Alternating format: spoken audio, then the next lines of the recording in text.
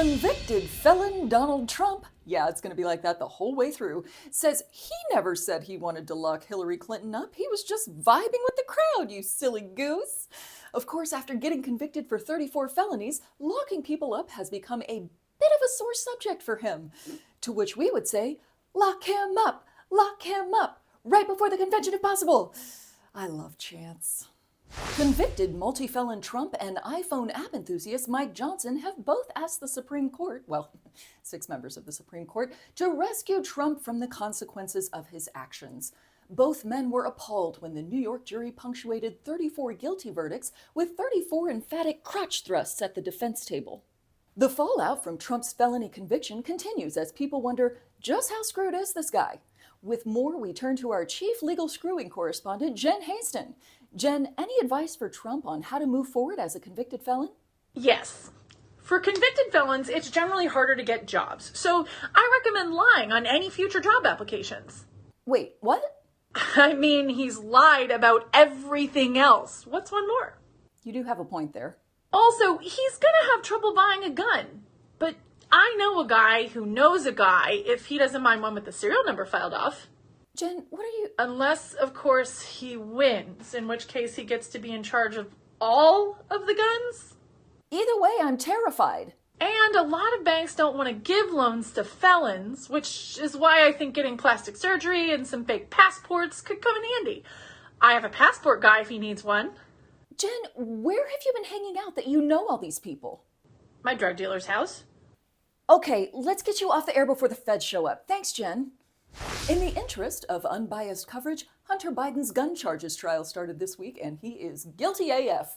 President Biden expressed support for his son, as did the First Lady, although she doesn't seem to have the common decency to fly a flag about it. Rude. The GOP is getting their cancel culture on with children's educator Miss Rachel after her outrageous Happy Pride Month announcement. Happy Pride to all of our wonderful families and friends. This month and every month, I celebrate you. Those who are going to comment they can't watch the show anymore because of the support, no worries and much love your way. And I second that. Happy Pride Month. And if you can't watch my channel anymore because you're filled with hate, no worries. I absolutely do not need you here. Love you. Bye. But the funniest part of this cancellation has to come from Michael Knowles of the Daily Wire. And I asked Elisa, who pays more attention to children's programming, obviously, spending much more time with our kids during the day. And I said, have you heard of this Ms. Rachel? She goes, oh, yeah. She's really, really annoying. Possibly the most annoying YouTuber for children's content. Bro, the only thing annoying here is your impression of your wife. Fella's over here doing Muppet voices for the mother of his children. President Biden says he has every reason to believe that Bibi Netanyahu is prolonging the war in Gaza for political gain. And that makes 2 of them. Biden is famously reaping all positives from publicly backing this thing. However, Biden has proposed a ceasefire deal and has urged Netanyahu to, quote, take the damn deal already, you're being a dick, before sending over a new batch of bombs. Diplomacy is weird, y'all. Congratulations to Mexico's first female president, Claudia Sheinbaum, who answers the question, what if we did the opposite of America? That's right, she's female, Jewish, a climate scientist, and thinks people shouldn't be in poverty. Hey, could we borrow her for like 4 years or so? Great news for those following Boeing's multiple attempts at the Starliner launch. The damn thing finally launched. We wish those, oh my god, brave astronauts all the best luck, and we extend that hope to the unwitting family of raccoons that have taken up residence behind the swamp cooler in the back. Although there is a slight issue with some helium leaks, early indicators show that many of the capsule's hinges are holding strong, and the rocket performed just fine in spite of its catalytic converter being stolen the day before the launch. How well does Donald Trump know his son Barron? I mean, pretty well. Well, you know, he's tall, good-looking guy. He's a very good student, and he's applied to colleges and gets into everywhere he goes. You know, he's very sought after from the standpoint he's a very smart guy. He's a very tall guy. Oh no, is he about to have his son killed for being taller than him? Run, Barron! Use your gazelle-like stride and flee! This week, the GOP blocked a bill that would have protected access to contraception nationwide. According to them, it was completely unnecessary because we already have that access, and nothing's going to change that until more of them get voted into office. Meanwhile, a male birth control gel is showing very promising results. The gel, which is applied to the shoulder, calm down fellas, has shown over time a significant reduction in sperm count. Now let's go live to lawmakers in states that have been shouting to the rafters about the evils of women controlling their own reproductive choices. Nothing? Nothing at all for the male birth control? Interesting. Just when you thought maybe you could relax and finally have one slow news week rather than the constant apocalyptic news being force-fed into the anxiety center of your brain for the rest of your wretched existence on this doom world, a new yet familiar story has emerged. A Mexican man has been officially declared the first bird flu fatality of this outbreak. That's right, baby. New plague, who dis? Authorities are cautioning against panic, noting that there has been no evidence to back up human-to-human transmission just yet, which translates to, go buy all the wine at Costco, it's gonna be a long one. Retraction time, people! Many of you reached out to me in the comments last week when I showed this picture of a Trump plane while saying he was standing in front of his 747. Many of you pointed out that the plane was in fact a 757, and also that I am a dumb, ugly liberal who probably has 14 cats. We here at the Fenix News Network are happy to issue a retraction. Let me start by saying, yup, that there might be a 757, and I never checked because I just needed a picture of a Trump-branded plane to sell the gag. Could have been a biplane with his name on it, and I still would have thrown it up on the screen and called it whatever I wanted. I did check with Judge Merchan, who said that while mislabeling planes in the course of political satire is a crime, it does not exonerate felonious punk. Thanks for the fact check, and good luck, Trump 34. We had previously reported on a stingray in a North Carolina aquarium that got knocked up all Virgin Mary style. Well, update, Charlotte, her name is Charlotte by the way, has been diagnosed with a reproductive disease. Details are scarce, and news of the diagnosis did not mention the impact on the sting babies or sting mama. It is worth mentioning that North Carolina still allows abortions up to 12 weeks and 6 days with no restrictions on the aquaticness of the patient's biome. I feel so sorry for her. They left her alone without a companion for 8 long years. She's the world's loneliest stingray. And yes, we do have an incredibly catchy song about her. How you gonna be there by yourself? How you gonna have these problems with your health?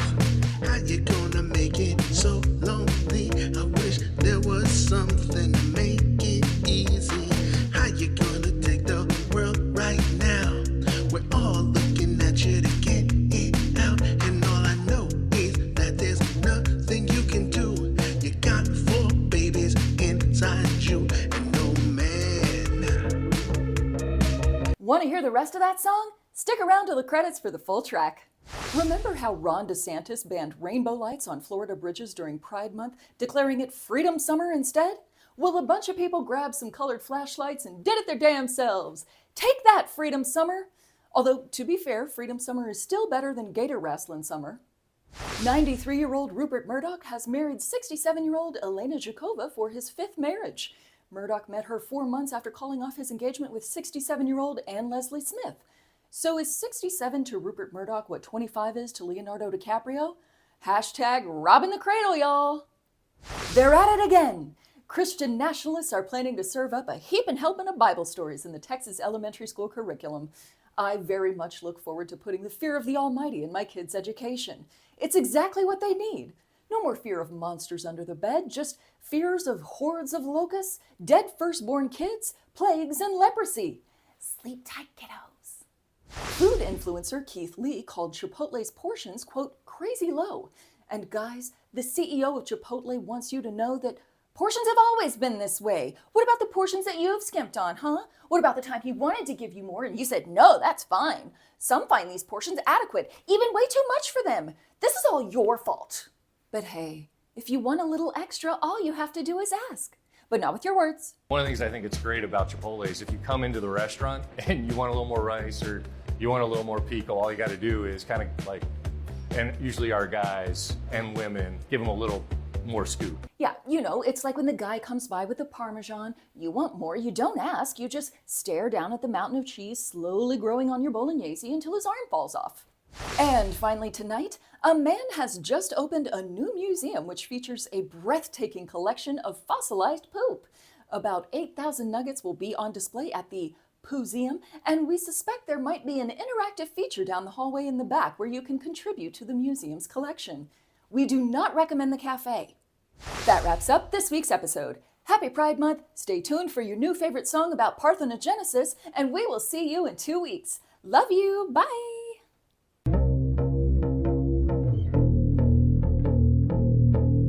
The world's loneliest stingray. They put you in a tank with no meals for 8 years.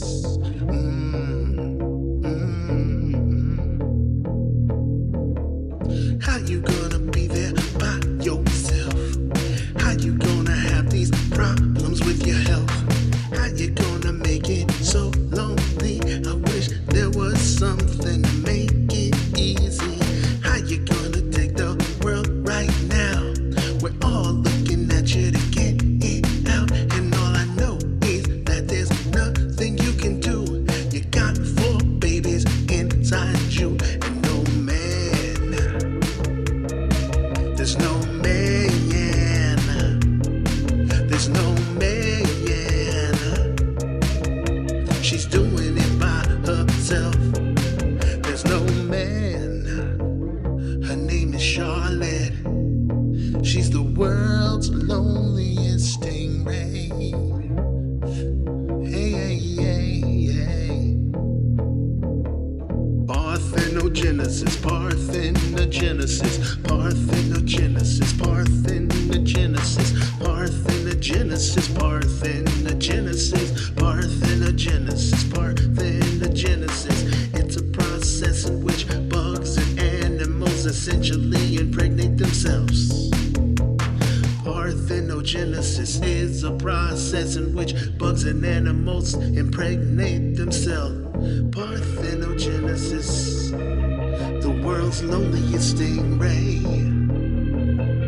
Parthenogenesis, the world's loneliest stingray. She's got 4 pups coming.